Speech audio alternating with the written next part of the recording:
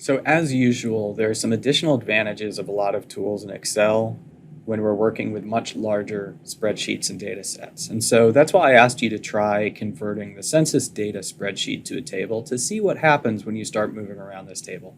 And I'll quickly review this, and then I'll review the significance of this and how we can enable this feature even when we're not working in tables. So what I asked you to do was to convert this spreadsheet to a table and then scroll down. And what I wanted you to be paying attention to is what happens to the headers.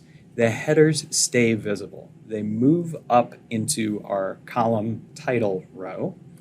And no matter where we are in this spreadsheet, we always know that this column is referring to race, this column is referring to marital status, and we can still quickly and easily filter or sort based on those columns.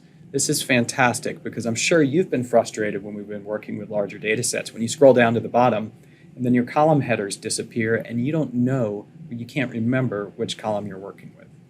This actually is not only a feature of tables, but this is also something that we can implement in regular Excel spreadsheets and regular data ranges. And I'll quickly review how to do that because it may be useful to you in other applications.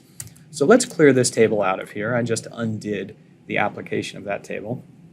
And essentially what we want to do is we want to enable a function called freeze panes. That's what Excel was doing when we converted this data range to a table, is it was freezing part of our view.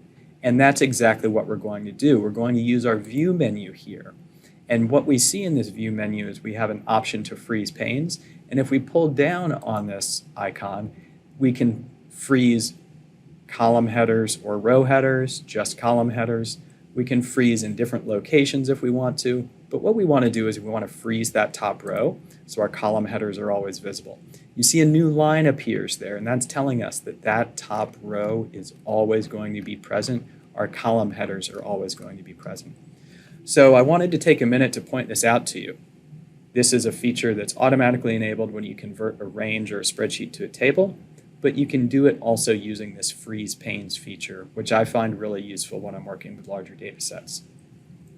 Now that we've had a little practice with using tables in a large data set, I'm going to show you one more feature of tables that can be really, really helpful, especially if you're going to be using Excel for financial applications.